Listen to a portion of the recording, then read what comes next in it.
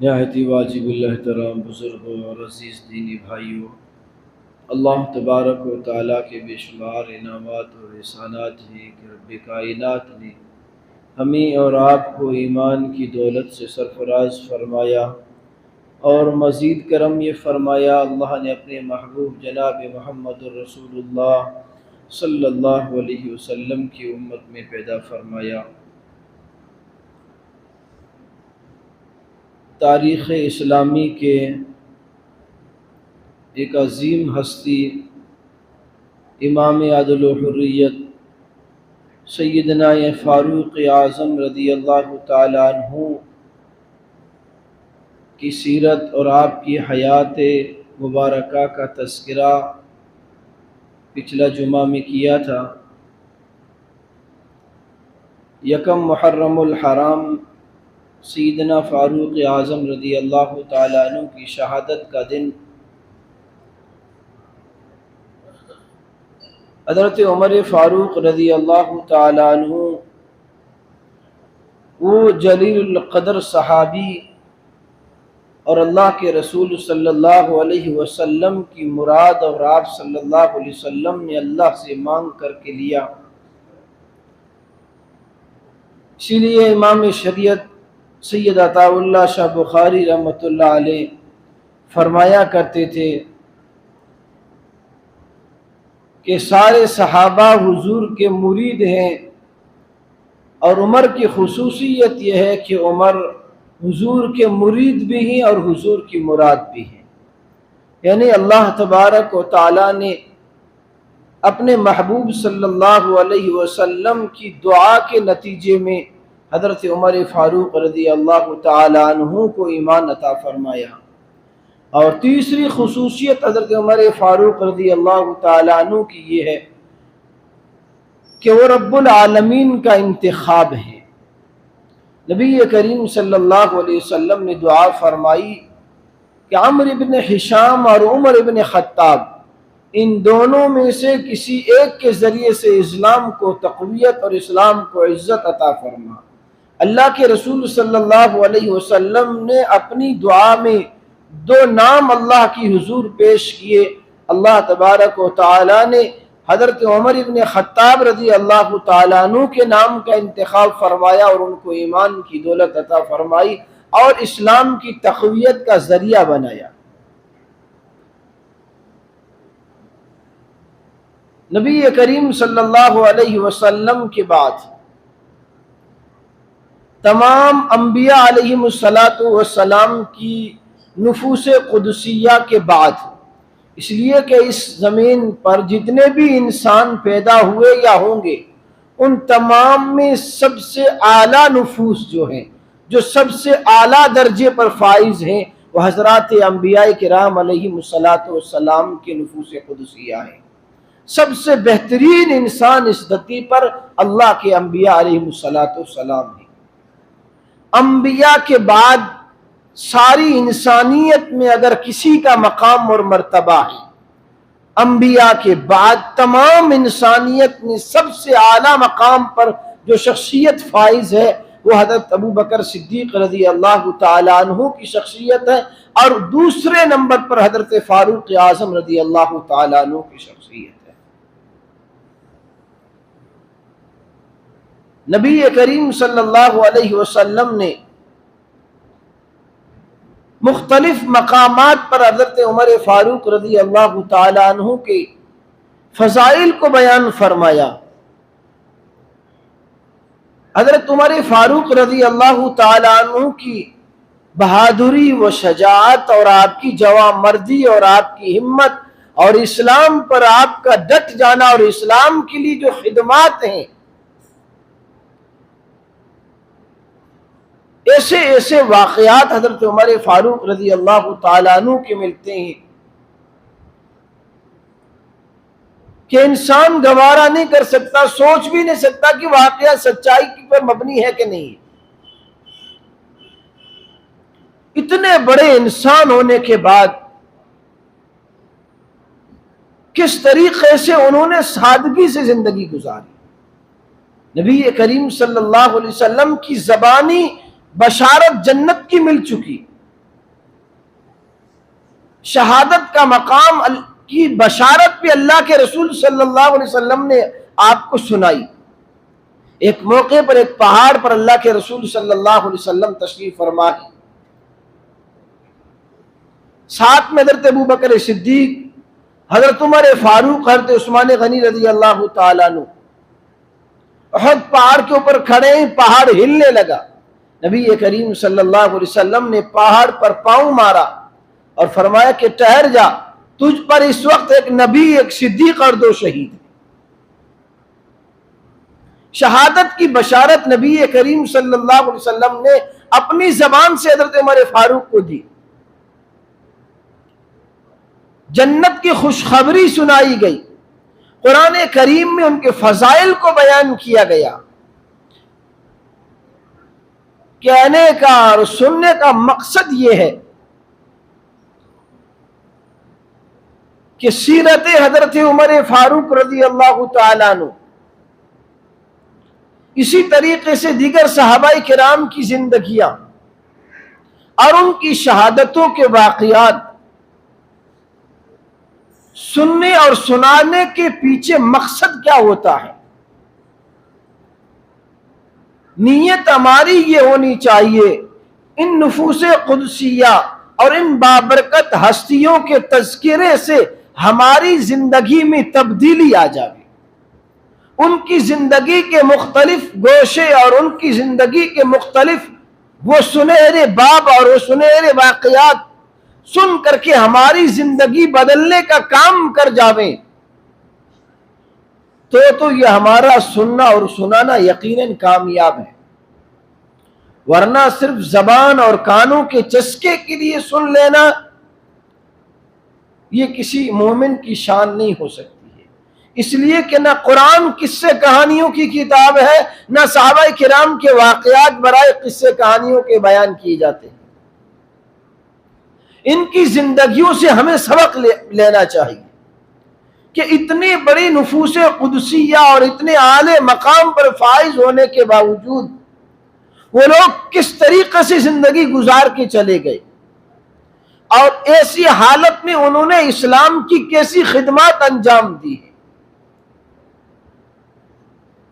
حضرت عمر فاروق رضی اللہ تعالیٰ عنہ کی وہ شخصیت ہے جس نے عناصر اربعہ پر حکومت فرمائی۔ عناصر اربعہ یعنی 4 چیزیں جو انسان کی تخلیق کا مادہ ہیں، آگ، پانی، ہوا اور مٹی، ان 4 پر حضرت عمر فاروق رضی اللہ تعالیٰ عنہ کا حکم چلتا تھا۔ لیکن زندگی کیسی سادگی سے گزار رہی ہیں، پیوند لگے کپڑے پہنتے ہیں اور جلالت کا اور شوکت کا عالم یہ ہے، اور ایمان اتنا مضبوط ہے، اندر سے دل اتنا ایمانی پاور سے مضبوط ہے کہ کفر ایوانوں میں بیٹھ کر کے عمر فاروق کے نام سے کامتا تھا، لیکن ظاہری حالت اور حلیہ یہ ہے کہ دیکھ کر کے کوئی پہچان نہیں سکتا کہ یہ آدھی دنیا پر حکمرانی کرنے والا فاروق اعظم ہے۔ اور اللہ کے خوف کا عالم یہ ہے کہ ڈرتے تھے اور روتے تھے اللہ کے حضور، اتنا عدل اور انصاف قائم کرنے کے باوجود بھی اللہ کے یہاں جواب دہی کا عالم یہ تھا کہ روتے تھے اور ڈرتے تھے کہ اگر فرات دریا کے کنارے پر کوئی کتا بھی پیاسا مر گیا تو عمر کی قیامت میں پکڑ نہ ہو جائے۔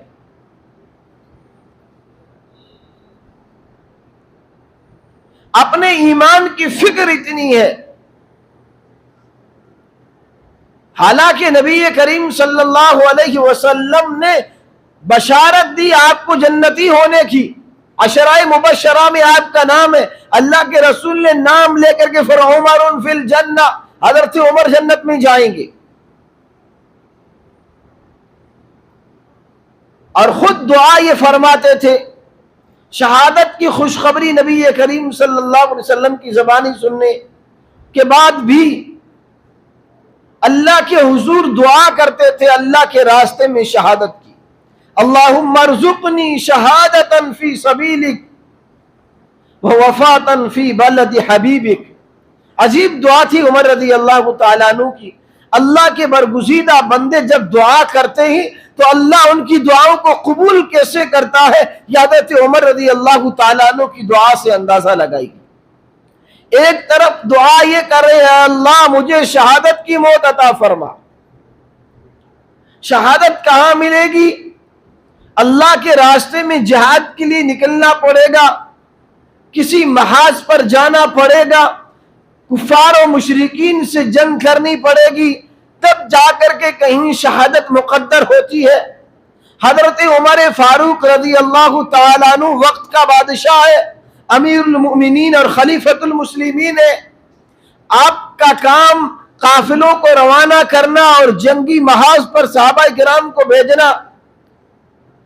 صحابہ کرام نے منع کر دیا کہ آپ کسی محاذ پر نہیں جائیں گے، اس لیے کہ آپ اگر محاذ پر چلے جائیں گے تو پیچھے حکومتی امور متاثر ہو جائیں گے، لہٰذا آپ مدینے کے اندر رہتے. لیکن اللہ کے حضور دعا کر رہے اللہ مجھے شہادت کی موت عطا فرما، اور پھر فرماتے ووفاتاً فی بلد حبیبک. شہادت کی موت بھی مانگی ہے اور مدینے کی موت بھی مانگی ہے. اب مدینہ تو اسلام کا دارالحکومت بن چکا ہے، وہاں پر کوئی کافر نہیں آ سکتا، جنگ نہیں ہو سکتی. مدینے کے اندر رہتے ہوئے شہادت کی طلب کر رہی. لیکن حضرت عمر رضی اللہ تعالیٰ عنہ کی یہ دعا دل سے نکلتی ہے اور عرش الہی کو ہلا کر اللہ کے یہاں قبولیت کا جو ہے تغمہ حاصل کرتی ہے.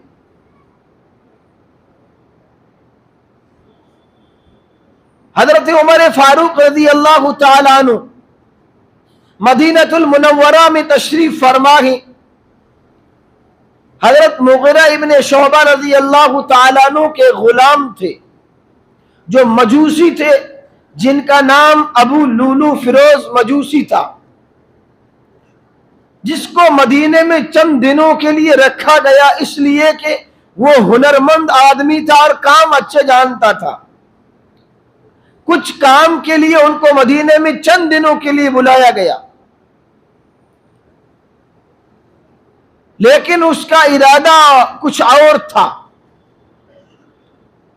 ایک مرتبہ حضرت عمر فاروق رضی اللہ تعالیٰ عنہ کے پاس آیا اور حضرت مغیرہ ابن شعبہ رضی اللہ تعالیٰ عنہ کی شکایت لگائی کہ میں حضرت مغیرہ ابن شعبہ کا غلام ہوں اور مجوسی تھا، اس لیے ان سے جو اپنی ہنرمندی کے اور جو کمائی حاصل کرتا تھا اس میں سے اس کو 2% جو ہے ٹیکس دینا پڑتا تھا، خراج دینا پڑتا تھا اپنے مالک کو.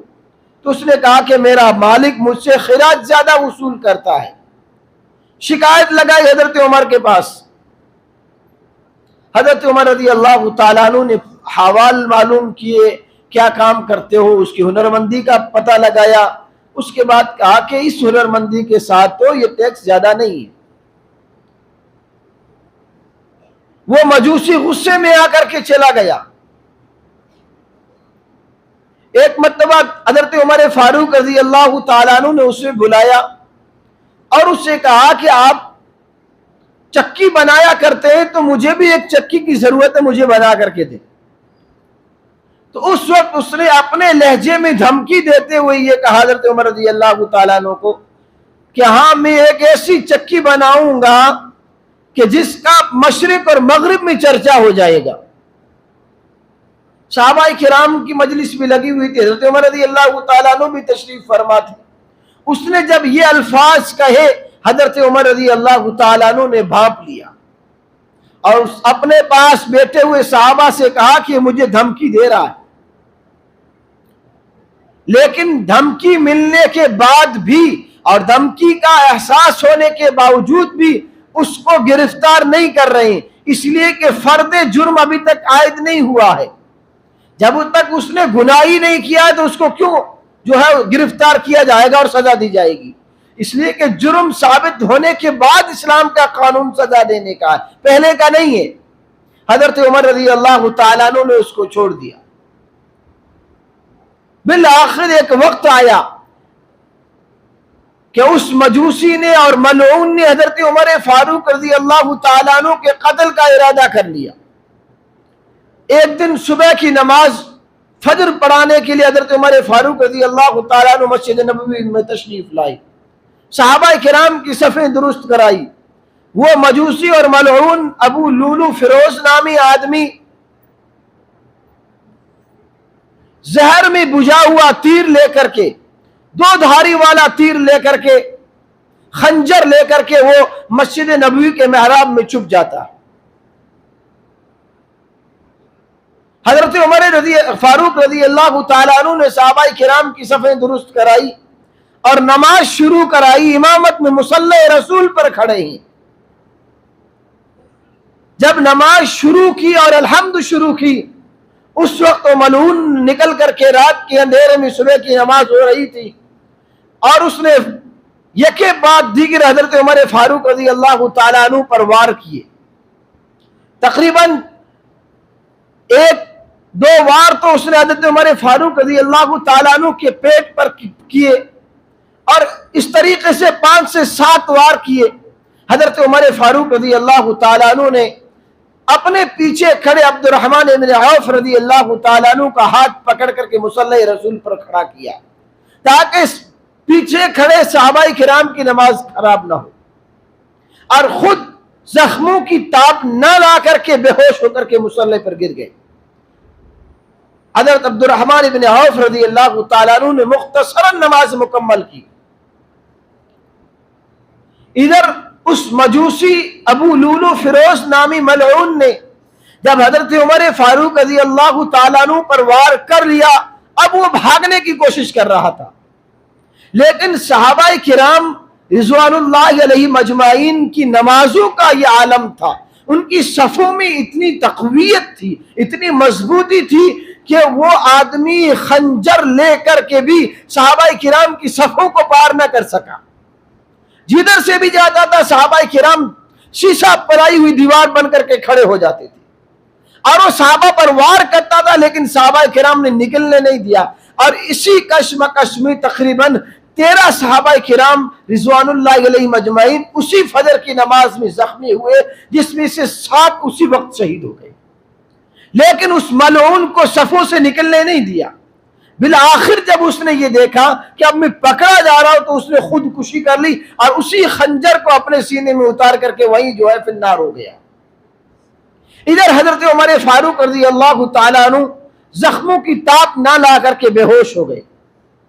جب ہوش آیا تو سب سے پہلا سوال حضرت عمر رضی اللہ تعالیٰ عنہ کا یہ تھا کہ مجھ پر حملہ کس نے کیا ہے، اور مجھے جو مارنے والا آدمی یہ کون ہے؟ لوگوں نے بتایا کہ وہ ابو لولو فیروز مجوسی نامی آدمی تھا۔ حضرت عمر رضی اللہ تعالیٰ عنہ اللہ کی تعریف کے الحمدللہ کہ مجھ پر حملہ کرنے والا کوئی مسلمان نہیں، ایک کافر ہے۔ گویا کہ حضرت عمر رضی اللہ تعالیٰ عنہ کی وہ دعا قبول ہو رہی ہے، اللہم ارزقنی شہادتا فی سبیلک، اے اللہ شہادت کی موت عطا فرما۔ ایک کافر کے ہاتھ سے قتل کیے جا رہی، اللہ شہادت کی موت بھی دے رہی ہیں۔ ووفاتا فی بلد حبیبک، اے اللہ اپنے رسول صلی اللہ علیہ وسلم کی مبارک شہر میں مجھے موت عطا فرما۔ مبارک شہر بھی ہے اور مبارک مسجد بھی ہے، اور نبی کریم صلی اللہ علیہ وسلم کا مصلی بھی ہے۔ کس انداز میں حضرت عمر فاروق رضی اللہ تعالیٰ عنہ کی دعا قبول ہو رہی ہے۔ یہ تقریباً 26 ذی الحجہ کا واقعہ ہے۔ 26 ذی الحجہ کو آپ کو جو ہے آپ پر حملہ کیا گیا اور آپ جو ہے زخمی ہوئے ہیں۔ 3 دن تک آپ زخمی حالت میں رہی، دوائی پلائی جاتی تھی، پیٹ کے راستے سے زخموں سے باہر نکل جاتی تھی۔ اسی عالم میں نماز آپ کی ایک بھی قضا نہیں ہوئی۔ اندازہ لگائیے حضرت عمر رضی اللہ تعالیٰ عنہ کی زندگی کا جو سبق ہمیں حاصل کرنا ہے وہ یہ چیز ہے۔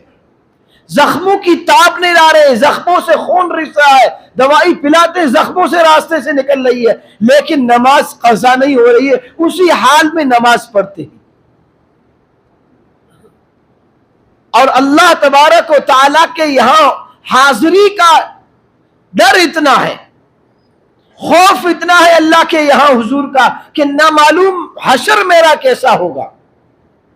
اپنے بیٹے حضرت عبداللہ رضی اللہ تعالیٰ عنہ کو بلاتے ہیں، عجیب بات ارشاد فرماتے ہیں. یہ ہمیں اور آپ کو سوچنے کی بات ہے. آج ہم 2 ٹائم کی نماز پڑھ کے یا 2 نفل پڑھ کے کچھ روپے اللہ کے راستے میں خرچ کر کے ہم تو دوسروں کو کافر سمجھتے ہیں کہ بس اللہ والا تو میں ہوں، باقی سب گئے بیتے اور گئے گزرے.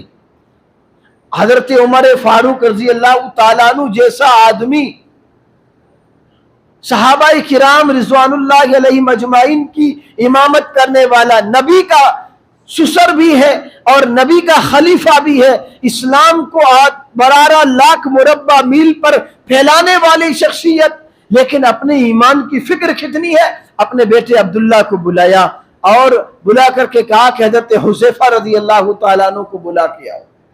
حضرت حذیفہ رضی اللہ تعالیٰ عنہ رازدار نبوت ہیں. یہ وہ صحابی ہیں جن کو نبی کریم صلی اللہ علیہ وسلم نے منافقین کی فہرست دی تھی، پوری لسٹ دی تھی، اور ان کے نام بتائے تھے کہ فلاں فلاں آدمی منافق ہے، اور منع کیا کسی کو بتانا نہیں. حضرت عمر فاروق رضی اللہ تعالیٰ عنہ زخمی حالت میں ہیں اور آخرت کی طرف سفر کر رہے ہیں، لیکن اپنے ایمان کی فکر اتنی ہے کہ حضرت عبداللہ کے ذریعے سے حضرت حذیفہ کو بلاتے ہیں اور بلا کر کے پوچھتے ہیں، حذیفہ تمہیں تو معلوم ہے اللہ کے رسول صلی اللہ علیہ وسلم نے تمہیں منافقون کے لسٹ دی ہے اور ان کے نام بھی تم کو پتا ہے، اور منع کیا کسی کو بتانے سے. تو میں اصرار بھی نہیں کرتا ہوں، بس یہ بتا دیجئے کہ اس لسٹ میں کہیں عمر کا نام تو نہیں ہے. عمر جیسا آدمی اپنے ایمان کی فکر کر رہا ہے اور اس بات کی فکر لیے جا رہا ہے کہ کہیں میرا نام منافقوں کی فہرست میں تو نہیں آ گیا. حضرت حذیفہ رضی اللہ تعالیٰ عنہ نے فرمایا نام اور لسٹ تو میں نہیں بتاؤں گا، لیکن آپ کے لیے اتنا کہہ دیتا ہوں کہ آپ کا نام اس فہرست میں نہیں ہے. فرمایا الحمدللہ میرا نام منافقین کی لسٹ میں نہیں ہے. لیکن اطمینان پھر بھی نہیں ہو رہا ہے. پھر اپنے بیٹے کو وصیت کر رہے ہیں کہ بیٹا جب میرا انتقال ہو جائے تو حضرت حذیفہ رضی اللہ تعالیٰ عنہ پر نگاہ رکھنا، میرے جنازے میں شرکت کرتے ہیں کہ نہیں کرتے ہیں. اس لیے کہ منافق لوگوں کی نماز جنازہ میں حضرت حذیفہ نہیں جایا کرتے تھے. اگر حضرت حذیفہ میری نماز جنازہ میں شرکت نہ کریں تو اس بات کی علامت ہے کہ میں منافق ہوں، ایمان والا نہیں. لیکن چونکہ اللہ کے رسول صلی اللہ علیہ وسلم کے خلیفہ ہیں، اپنے ایمان کی فکر اتنی کر رہے ہیں. اسی دوران ام المؤمنین حضرت عائشہ رضی اللہ تعالیٰ عنہ کے پاس آپ نے درخواست بھیجی کہ نبی کریم صلی اللہ علیہ وسلم کا روزہ جہاں آپ آرام فرمائیں اور آپ کے ساتھ ابو بکر رضی اللہ تعالیٰ عنہ بھی آرام فرمائیں، میری درخواست یہ ہے، آپ کے بیٹے عمر کی درخواست ہے، امیر المومنین نہیں کہہ رہے بلکہ یوں کہتے ہیں کہ آپ کے بیٹے عمر کی التجا اور درخواست یہ ہے کہ 3ری قبر کی جگہ مجھے عنایت کی جائے. اللہ کے رسول صلی اللہ علیہ وسلم کے روزے کے ساتھ میں چنانچہ حضرت عبداللہ رضی اللہ تعالیٰ عنہ درخواست لے کر کے حضرت عائشہ رضی اللہ تعالیٰ عنہ کی خدمت میں پہنچے. انہوں نے فرمایا کہ جگہ تو میں نے اپنے لیے رکھی تھی لیکن عمر کو اپنے اوپر ترجیح دیتی ہوں اور اس جگہ کی اجازت دیتی ہوں. حضرت عمر رضی اللہ تعالیٰ عنہ پھر بھی اپنے بیٹے کو وصیت کرتے ہیں کہ بیٹا اجازت تو دے دی ہے، ہو سکتا ہے کہ میرے زندہ ہوتے ہوئے میرے پیغام کی وجہ سے دے دی ہو، جب میرا انتقال ہو جائے مجھے کفن پہنا دیا جائے اس کے بعد پھر وہاں جا کر کے امی عائشہ سے اجازت مانگنا، اگر اجازت دی تو مجھے روضہ رسول میں دفن کرنا ورنہ جنت البقیع میں دفن کر دینا. لیکن حضرت عائشہ رضی اللہ تعالیٰ نے اجازت دے چکی تھی. تو یہ حضرت عمر فاروق رضی اللہ تعالیٰ عنہ کی شہادت اور آپ کی زندگی کے واقعات سنتے رہتے ہیں، عجیب عجیب اور بڑے بڑے واقعات ہیں. ہمیں اور آپ کو اس بات کی ضرورت ہے کہ عمر جیسا ایمان ہمارا کیسے مضبوط ہو جائے، عمر جیسا ایمان ہمارا مضبوط ہو جائے کہ دین اسلام کو نافذ کرنے میں اور شریعت کے حکم پر عمل کرنے میں حضرت عمر رضی اللہ تعالیٰ عنہ کتنی شدت اختیار کرتے تھے، اور اسی طریقے سے جو ہے اللہ کے بندوں کے حقوق کی ادائیگی میں آپ کتنے نرم دل تھے. کوئی بھی آدمی کھڑے ہو کر کے حضرت عمر سے سوال کر لیتا تھا. اتنے بڑے آدمی کے سامنے مسجد نبوی میں تشریف لا رہی، دو کرتے دو چادریں باندھی ہوئی ہیں، کھڑے ہوئے کہ مسجد نبوی میں جو ہے خطبہ دینے کے لیے. ایک صحابی کھڑے ہو گئے، فقیر سے صحابی دیات کرنے والے، عمر بیٹھ جائیے، آپ کی ہم بات نہیں سنیں گے. کیوں؟ فرمایا کہ پہلے یہ بتاؤ کہ یہ دو چادریں تمہارے پاس کیسے آ گئی، یہ کہاں سے آ گئی؟ تم بادشاہ ہو کیا بیت المال سے تم نے چادریں وصول کر لی؟ انہوں نے فرمایا کہ نہیں، ایک میری چادر ہے اور ایک میرے بیٹے عبداللہ کی ہے. اور ناراض بھی نہیں ہو رہے کہ تمہاری ہمت کیسے ہوگی کہ مجھے سوال پوچھنے کی. فرمایا کہ تم جیسے لوگ جب تک ہماری رعایا میں موجود ہیں عمر کو کوئی دقت نہیں اور عمر کا کوئی خطرہ نہیں. تو ضرورت اس بات کی ہے کہ سیرت عمر فاروق رضی اللہ تعالیٰ عنہ کو اپنایا جائے اور عمر فاروق کے ایمان افروز واقعات کے ذریعے سے اپنے ایمان کو تازگی بخشی جائے، اور ان کی جو نظام عدل تھا اس نظام عدل کو ہم جہاں تک ہو سکے اپنے بس میں جہاں تک ہے اس کو قائم کریں. اپنے محتاطوں کے ساتھ کیسے رہنا ہے، اپنی رعایا کے ساتھ، ہم جتنے آدمی بڑے لیول کے ہیں، ہمارے ماتحت کتنے لوگ آتے ہیں، ان کے ساتھ انصاف اور عدل کے ساتھ زندگی گزارنا اور ان کے ساتھ انصاف کا رویہ کرنا، یہ ہم میں سے ہر ایک کا فریضہ ہے. اللہ تعالی ہمیں عمل کی توفیق عطا فرمائے. وآخر الدعوان الحمدللہ.